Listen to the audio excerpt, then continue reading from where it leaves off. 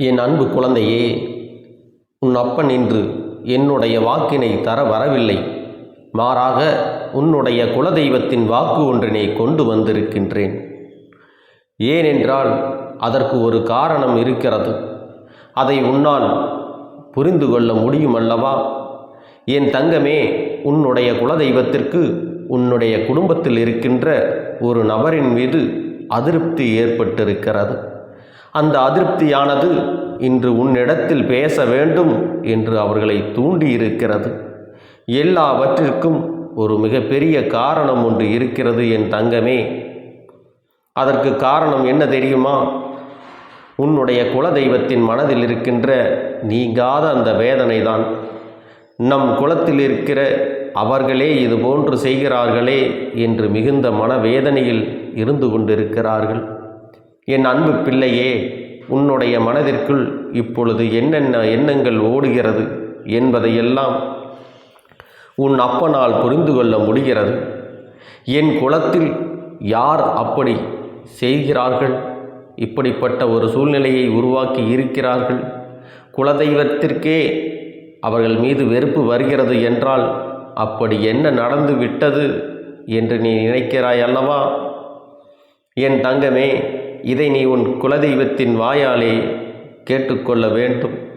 இப்பொழுது இந்த அப்பன் உன்னுடைய குலதெய்வத்தின் வாக்கினை அப்படியே சொல்கிறேன். அவர்கள் என்னிடத்தில் என்ன சொன்னார்களோ அதை நான் உன்னிடத்தில் அப்படியே சொல்லிவிடுகிறேன்.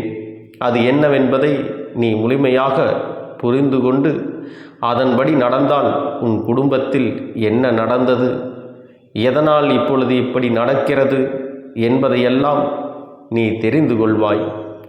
என் அன்பு பிள்ளையே, இதோ உன் குலதெய்வம் சொல்வதை நீ முழுமையாக கேள். என் தங்கமே, நான் தான் உன்னுடைய குலதெய்வம். என்னுடைய குலத்தில் இருக்கின்ற எல்லா குழந்தைகளையும் நான் ஒன்று போலத்தான் பார்க்கிறேன். அதுபோல அவர்களும் எல்லோரும் ஒற்றுமையாகத்தான் இருப்பார்கள் என்று நான் இதுநாள் வரையிலும் நினைத்து கொண்டிருக்கிறேன். நான் இங்கே பாடுபடுவது என்னுடைய குலத்தில் இருக்கின்ற எல்லா குழந்தைகளும் சந்தோஷமாக இருக்க வேண்டும். அவர்கள் எப்போதும் ஒற்றுமையாக இருந்து இந்த குலத்தை நல்லபடியாக வழிநடத்த வேண்டும். எனக்கு பூஜைகளை செய்யும் பொழுதெல்லாம் இவர்கள் ஒற்றுமையாக நின்று கொண்டிருக்க வேண்டும் என்றுதான் நான் நினைக்கிறேன். ஆனால் இவர்களோ இப்பொழுது என்ன செய்து கொண்டிருக்கிறார்கள் தெரியுமா? என் பிள்ளையே, உனக்கு இந்த விஷயம் தெரிந்திருக்க வாய்ப்பில்லை. ஏனென்றால் அவர்கள் என்னிடத்தில் வந்து சொன்ன விஷயம் என் நெஞ்சை பிளக்கச் செய்கிறது. எனக்கு மட்டும்தான் அந்த விஷயம் தெரியும். என் பிள்ளையே, உன்னை பற்றி அவர்கள் என்ன சொன்னார்கள் என்பதை நான் மட்டும்தான் அறிவேன். அது எத்தனை பெரிய தவறான விஷயம் என்பதை உனக்கு தெரிந்த பிறகு நீ அதை உணர்ந்து கொள்வாய். இதை கேட்ட பின்பு அவர்கள் மீது நான் மிகப்பெரிய வெறுப்பில் இருந்து வருகிறேன். என் குழந்தையே, மிகப்பெரிய துரோகத்தை உனக்கு செய்ய வேண்டுமென்று என்னிடமே வந்து கேட்கின்றார்கள். நீ என்னுடைய குலசாமி அல்லவா? என் மனதில் இருக்கின்ற இந்த வேதனையை போக்கி தந்து விட மாட்டாயா? என் மனதை அவர்கள் வேதனைப்படுத்தி இருக்கிறார்கள். அதனால் அவர்களை எப்படியாவது ஒன்று செய்ய வேண்டும். அவர்கள் வாழ்க்கையில் இருந்து மீள முடியாத அளவிற்கு ஏதாவது ஒரு கஷ்டத்தை கொடுக்க வேண்டும் என்று என்னிடத்திலேயே வந்து கேட்கிறார்கள். என் தங்கமே, அப்படி யாருடைய மனதில் நீ வேதனையை ஏற்படுத்தி இருக்கிறாய் என்று சற்று சிந்தித்துப் பார். அவர்கள் இன்று உன் வாழ்க்கையே இருக்கக்கூடாது என்றல்லவா நினைக்கிறார்கள். நான் இங்கே ஒருவரின் ஒற்றுமைக்காகவும் பாடுபட்டு கொண்டிருக்கின்ற நேரத்தில் என் சன்னதியில் வந்து நின்று கொண்டு நீ வாழக்கூடாது என்று அவர்கள் சொன்ன வார்த்தை என் மனதை ரணமாக்கியதுதான் நிஜமான உண்மை. என்னால் அதை தாங்கிக் கொள்ள முடியவில்லை. என் பிள்ளைகள் ஏன் இப்படி சொல்கிறார்கள், என்ன பிரச்சனை என்று பார்க்கும் பொழுதுதான் எனக்கு புரிந்தது. ஏதோ சிறு மன சங்கடங்கள் இருக்கிறது, பிரச்சனைகள் ஏற்பட்டிருக்கிறது. அப்பன் உன்னிடத்தில் வந்து நீங்கள் ஒற்றுமையாக இருக்க வேண்டும் என்று சொல்கிறேன். ஆனாலும் கேட்பதில்லை. உன் பக்கம் தவறு இருக்கிறதா, அவர்கள் பக்கம் தவறு இருக்கிறதா என்று நிச்சயமாக அறிந்து கொள்ள வேண்டியது என்னுடைய பொறுப்பு. தவறு இருப்பவர்கள் பக்கம் நின்று நான் நிச்சயமாக பேச மாட்டேன். யார் பக்கம் நியாயம் இருக்கிறதோ அவர்களுக்குத்தான் நியாயத்தை வழங்க வேண்டியது என் கடமை. ஆனால் ஒருபோதும் தவறு செய்யாதவர்களுக்கு தண்டனை வழங்குவது என்னுடைய வேலை கிடையாது. எனக்கு என்னுடைய குழந்தைகளின் மனதை சரி செய்து அவர்களை நல்வழிப்படுத்துவது மட்டும்தான் என்னுடைய வேலை. நான் நல்வழிப்படுத்துவதற்காகத்தான் இத்தனை பாடுபட்டு கொண்டிருக்கிறேனே தவிர ஒருபோதும் யாருக்கும் எந்த தண்டனையும் கொடுக்க வேண்டும் என்று நினைக்கவில்லை. உனக்கு இதுபோன்று செய்ய வேண்டும் என்று நினைத்தவர்கள் இன்னும் என்னவெல்லாம் செய்ய துணிவார்களோ என்று தெரியாமல்தான் நான் சற்று மனக்குழப்பத்தில் இருந்து கொண்டிருக்கிறேன். என் தங்கமே, ஒன்றை நீ நன்றாக புரிந்து கொள்ள வேண்டும். யாரிடத்திலும் உனக்கு என்ன மனக்கசப்புகள் இருந்தாலும் சரி, அந்த மனக்கசப்புகளை எல்லாம் உன்னிடத்திலிருந்து தூக்கி எறிந்துவிட்டு எந்த ஒரு சண்டைகளும் இல்லாமல் அவர்களிடத்தில் இது வேண்டாம், நாம் ஒற்றுமையாக இருக்க வேண்டும் என்று விட்டு கொடுத்தாவது போக வேண்டும். அதற்காக நீ எல்லாவற்றையும் பொறுத்து கொண்டு செல்ல வேண்டும் என்று உன் குலதெய்வம் சொல்லவில்லை. எதுவாக இருந்தாலும் அதை என்னிடத்தில் விட்டுவிடு என்றுதான் சொல்கிறேன். என் தங்கமே, நீ என்னிடத்தில் விட்டுவிட்ட பிறகு அதையெல்லாம் நான் பார்த்து கொள்வேன். அது என்னுடைய பொறுப்பல்லவா? அதன் பிறகு அவர்களுக்கு நான் என்ன செய்ய வேண்டுமோ அதை நான் செய்து விடுகிறேன். பணம் இருக்கிறது, பதவி இருக்கிறது என்று சிலர் ஆடுகின்ற ஆட்டமெல்லாம் கொஞ்ச நாள்தான். அதை பற்றியெல்லாம் என் குழந்தையே நீ கவலைப்பட வேண்டாம். நான் எல்லாவற்றையும் பார்த்து கொண்டுதான் இருக்கிறேன்.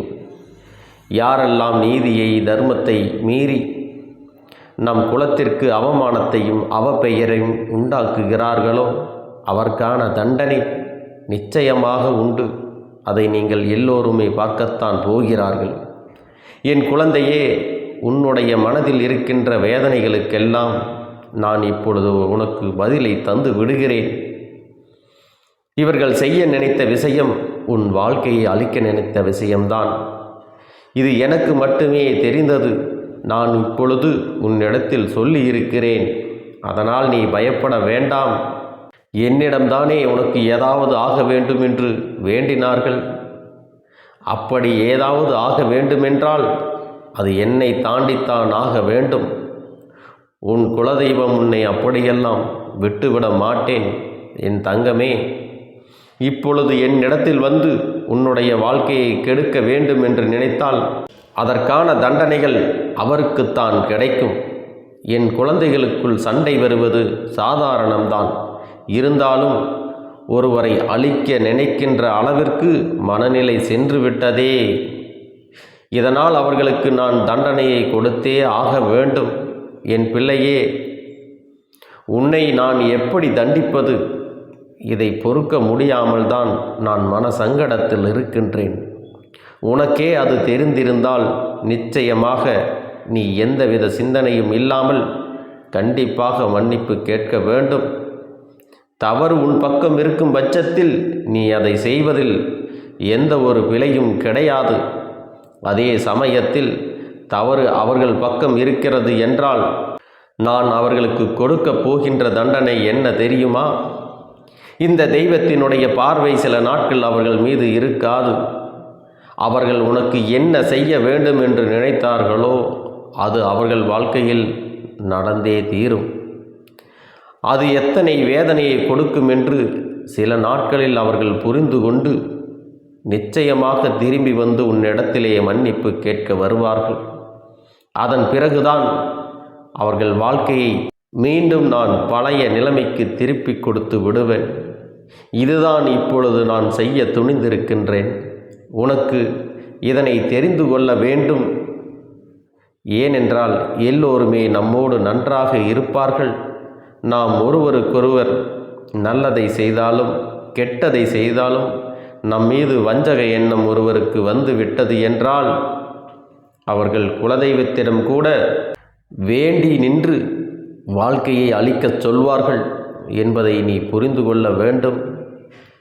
நம் குலத்தில் இருக்கிறவர்கள் சில பேர் என்னுடைய கோவிலில் நின்று சண்டை போடுகிறார்கள். இதுவெல்லாம் எனக்கு எத்தனை வேதனையை ஏற்படுத்துகிறது என்பதை நீ அறிந்திருக்க வாய்ப்பில்லை. என்னுடைய பொறுமைக்கும் ஒரு எல்லை உண்டு என்பதை நீ அறிந்து கொள்ள வேண்டும். என்னுடைய பொறுமையின் எல்லை மீறும் பொழுதுதான் அவர்களின் குடும்பத்தை நான் காக்காமல் சென்று நிறைய சோதனைகளை கொடுத்து கொண்டே இருப்பேன். என்ன இருந்தாலும் நான் அவர்களின் குலத்தை காக்கின்ற தெய்வம். அவர்கள் அத்தனை பேரையும் அன்போடு அரவணைத்து காத்து கொண்டு இருக்கிறேன். அவர்கள் மீது எத்தனை அன்பினை அள்ளி கொடுத்து காத்து கொண்டு இருக்கிறேன் தெரியுமா? ஆனால் அவர்களோ என் மீது என்னை பற்றியும் சிறிதளவு சிந்தனை கூட இல்லாமல் இது போன்ற செயல்களை செய்து விடுகிறார்கள் அல்லவா? நிச்சயமாக இவையெல்லாம் மாற வேண்டும். உன்னுடைய வாழ்க்கையில் நடந்த எல்லாவற்றையும் நான் மாற்றிக் கொடுக்கிறேன். நீ சந்தோஷமாக இருக்க வேண்டும். நான் மீண்டும் உன்னிடம் சொல்வது இது ஒன்றைத்தான். நீ தவறு செய்திருந்தால் மன்னிப்பு கேட்க வேண்டும். உன் பக்கம் தவறு இல்லை என்றால் மற்றவர்களுக்கு அந்த தண்டனையை நான் வழங்கப் போகிறேன். என் குழந்தையே, உன்னுடைய குலதெய்வத்தின் வாக்கினை கேட்டாய் அல்லவா? நிச்சயமாக உனக்கு யாரோ ஏதோ செய்ய நினைத்திருக்கிறார்கள். அதை உன் குலதெய்வம் நிச்சயமாக தடுத்து நிறுத்தி விடுவார்கள். ஆனால் என் தங்கமே, யார் மீது எந்த வஞ்சனை எண்ணங்களும் உனக்கு இருந்தாலும் உடனடியாக அதனை நீ சரி செய்து கொள்வதற்கு தயாராக இருக்க வேண்டும். குடும்பத்திற்குள் எந்த விதமான பிரச்சனைகளும் வேண்டாம் என்றுதான் அவர்கள் விருப்பப்படுகிறார்கள். குல ஒற்றுமையாக இருந்தால்தான் அவர்கள் மனம் சந்தோஷம் அடையும் என்றார்கள். என் அன்பு பிள்ளையே, உன்னுடைய பிரச்சனையை அவர்களிடத்திலே தீர்க்க முடியவில்லை என்றால் அப்படிப்பட்ட நபர்களை நீ விட்டு விலகிவிடு. அதில் எந்த ஒரு தவறும் இல்லை. மன்னிக்கக்கூடிய காரியமாக இருந்தால் மன்னித்து ஏற்றுக்கொள் என்றுதான் கேட்கின்றார்கள். என் அன்பு குழந்தையே, உனக்கு இந்த குலதெய்வத்தினுடைய ஆசீர்வாதங்களும் உன் அப்பன் கருப்பண்ணசாமியின் ஆசீர்வாதங்களும் அன்பும் துணையும் என்றென்றைக்கும் உனக்கு முழுமையாக கிடைத்து கொண்டே இருக்கும்.